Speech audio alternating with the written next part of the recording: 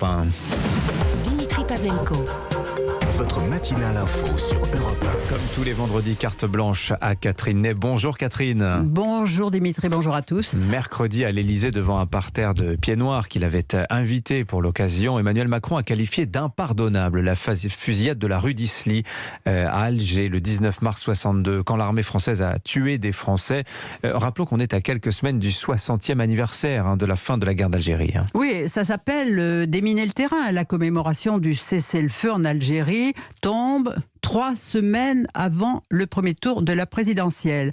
Donc l'occasion pour Emmanuel Macron de cocher la case rapatriés d'Algérie, car ceux-ci n'ont pas pardonné ses déclarations d'il y a 5 ans, en janvier 2017, quand le jeune candidat en visite à Alger, qui voulant plaire à ses interlocuteurs, avait déclaré « La colonisation française est un crime contre l'humanité, c'est une vraie barbarie ». Alors l'entendre battre sa coulpe sur la poitrine de la France, c'était du miel aux oreilles du pouvoir algérien, qui laissera d'ailleurs entendre qu'il avait pesé pour son élection, mais du fiel pour les descendants des colons qui contestent, refusent d'être les héritiers ou les complices de crimes imprescriptibles en droit. Ces paroles avaient suscité un tel tollé qu'il avait un peu rectifié ses propos en parlant de crimes contre l'humain, ce qui n'a pas les mêmes implications juridiques. Oui, et les rapatriés et leurs descendants représentent un potentiel d'électeurs à ne pas négliger. Oui, et mercredi, là, le président était à son affaire, ça se voyait, ça s'entendait.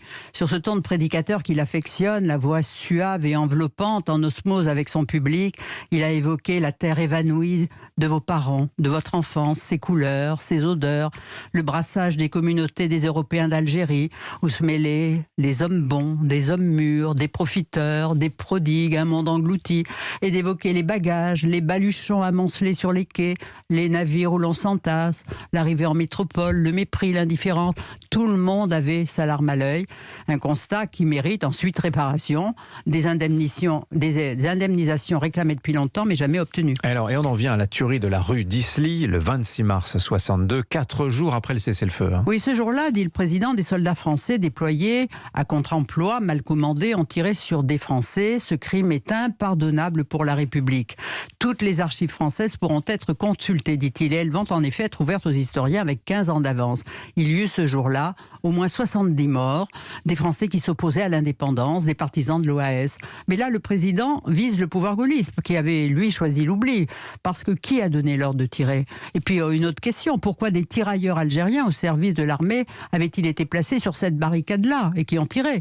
On le saura, si on ne le sait déjà. En tous les cas, c'est une grosse séance de repentance. Alors, Emmanuel Macron, qui est né 15 ans après la fin de la guerre d'Algérie, promet de regarder l'histoire en face. Il a aussi évoqué le massacre des Européens à Oran le 5 juillet 62. Oui, c'était le lendemain du 4 juillet, la déclaration de l'indépendance.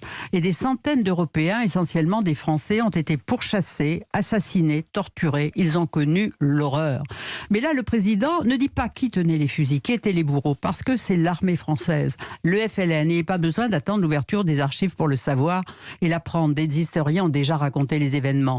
Il y avait encore des militaires français à Oran, dans les casernes, mais ils ont eu l'ordre de ne pas en sortir parce que l'Algérie était un pays indépendant et que l'armée française ne pouvait pas faire la guerre à l'armée algérienne c'eût été relancée la guerre. Oui, c'est une sale période. Oui, rien n'était simple. Si le président ne désigne pas les choses alors qu'il le sait, Catherine, c'est qu'il ne veut pas heurter Alger. On sait que les relations sont très houleuses entre les deux capitales. Oui, dans l'idéal, qui est une chimère, chacun devrait accomplir sa part de travail. La France ouvre ses archives, mais pas les Algériens, malgré la demande de ses historiens.